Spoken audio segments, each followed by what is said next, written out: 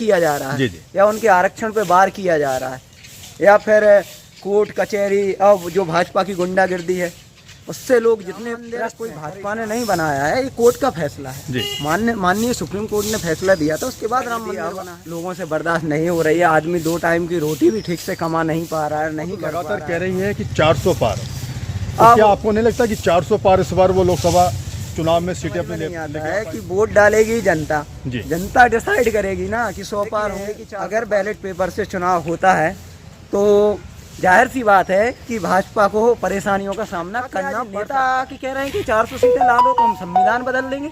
जी। इनके बाप का नमस्कार, मैं संविधान महावीर सिंह राजपूत और आप देख रहे हैं चंद्री हलचल न्यूज। आज हमारे साथ हैं भीम आर्मी से जिला प्रभारी रोहित चौधरी जी। इनसे करेंगे लोकसभा चुनाव को लेकर कुछ खास बातचीत। रोहित जी, आपका हमारे चंद्री हलचल में स्वागत है। सभी को नमस्कार। रोहित जी, आपसे जानना चाहेंगे कि गुना शिवपुरी लोकसभा चुनाव से कौन कौन से प्रत्याशी खड़े हो रहे हैं और क्या माहौल है यहाँ पे अभी? देखिए, जैसे कि हम सबको पता है कि भाजपा से ज्योतिरादित्य सिंधिया जी खड़े हैं और यहाँ पे बताया जा रहा है कि कांग्रेस से यादवेंद्र सिंह यादव का टिकट पक्का हो चुका है। तो दोनों प्रत्याशियों के बीच में फाइट है यहाँ तक लगता है। और अगर गली मोहल्लों में देखा जाए और हमारा SC ST OBC समाज में देखा जाए तो वहाँ पे कांग्रेस को एज मिल रहा है जी। क्योंकि भाजपा सरकार में दलित, मुस्लिमों, OBC पर जितने भी आर्थिक रूप से जितने भी उन लोगों को उत्पीड़न उठाना पड़ रहा है, मतलब कमजोर किया जा रहा है। कमजोर किया जा रहा है। जी, जी। या उनके आरक्षण पे वार किया जा रहा है या फिर कोर्ट कचहरी और जो भाजपा की गुंडागिर्दी है उससे लोग जितने त्रस्त हैं, परेशान हैं, तो उसको देखकर तो यही लगता है कि ये हालत अच्छी नहीं है भाजपा की। जी। तो क्या आपको नहीं लगता है कि भाजपा सरकार ने कुछ देश हित में काम किए हैं? देखिए, भाजपा सरकार के देश हित में आप ही बताइए, मुझे तो नहीं लगता है ऐसा कोई काम जो जैसे कि देश राम हित में मंदिर किया है। बनाया है, धारा 370 है, इसको विकास नहीं कहेंगे आप? तो मैंने इस मुद्दे पे पहले भी बोला था कि राम मंदिर कोई भाजपा ने नहीं बनाया है, ये कोर्ट का फैसला है। जी। माननीय सुप्रीम कोर्ट ने फैसला दिया था, उसके बाद राम मंदिर बना है। जी। और रही बात 370 की, अच्छा फैसला था, सबने तारीफ की, तो क्या उसके नाम पे वोट मिलेगा? तो आपको लगता है कि SC ST OBC वर्ग जो है वो पीड़ित है भाजपा से? बहुत ज़्यादा पीड़ित हैं। इनकी गुंडागिर्दी अब लोगों से बर्दाश्त नहीं हो रही है। आदमी 2 टाइम की रोटी भी ठीक से कमा नहीं पा रहा है, नहीं कर पा रहा है काम।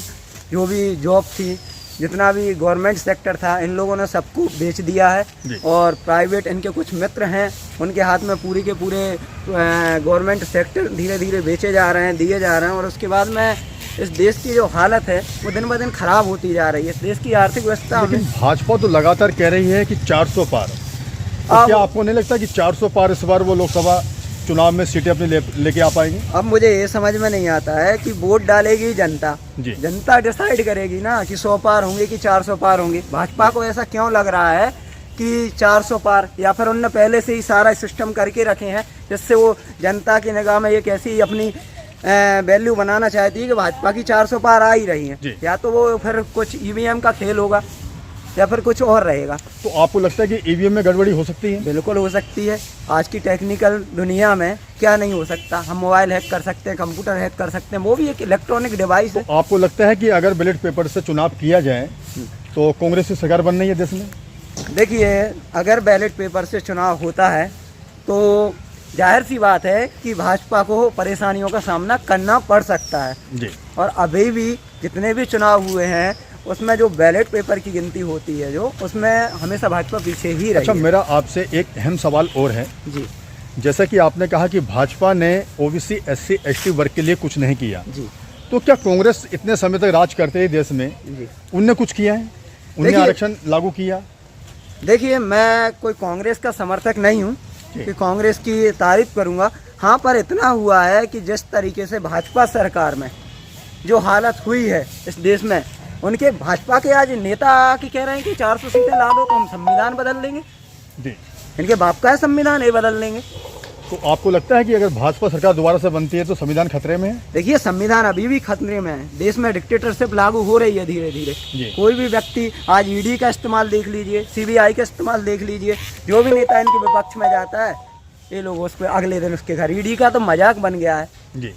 अच्छा, जिस प्रकार से अभी यूट्यूब चैनलों पे लगातार खबरें आ रही हैं कि जो जनहित में काम कर रहे हैं यूट्यूबर, जी। उनके चैनल मोनेटाइज बंद किए जा रहे हैं, यूट्यूब बंद किए जा रहे हैं, इस पे क्या कहना चाहेंगे आप? मैं आपको बता रहा हूँ कि देश वास्तव में डिक्टेटरशिप जो होता है ना, तानाशाही, जी, उसकी तरफ आगे बढ़ता जा रहा है। अभी हम लोगों को इतना, आम लोगों जो भी मतलब भाजपा के समर्थक भी हैं, अगर वो भी एक अपने दिल से सोच रखें और वो दिल से सोचें कि क्या हो रहा है इस देश के अंदर, तो वो भी मानेंगे कि इस देश के अंदर डिक्टेटरशिप बहुत भयंकर रूप से धीरे धीरे लागू हो रही है। चाहे वो आज मीडिया तो अपन लोग देख ही रहे हैं, मीडिया तो पूरी की पूरी उसकी कठपुतली बन चुकी है भाजपा की। तो क्या मीडिया को आप गोदी मीडिया कहना चाहेंगे आप?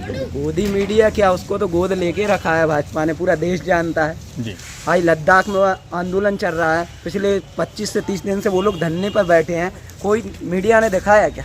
अच्छा, आप हमारे चैनल के माध्यम से देशवासियों को, लोकसभा की जनता को, हमारे जो लोकसभा क्षेत्र पड़ता है गुना शिवपुरी, तो क्या संदेश देना चाहेंगे आप जी इस बार चुनाव को लेकर? मैं आपके चैनल के माध्यम से इस देशवासियों को कहना चाहूँगा कि हमें आगे का भविष्य देखना है, और भविष्य जाहिर सी बात है कि भाजपा तय नहीं करेगी। भाजपा का हमने 10 साल का जो शासन देखा है, उसमें हर युवा परेशान है, हर बहन बेटी परेशान है, हर नौजवान परेशान है, किसान परेशान है, जवान परेशान है जी। तो हमें लगता है कि इस देश में बदलाव के लिए और भाजपा को हटाने के बाद ही इस देश में एक अच्छी अर्थव्यवस्था और धीरे धीरे एक अच्छा कानून का राज होगा।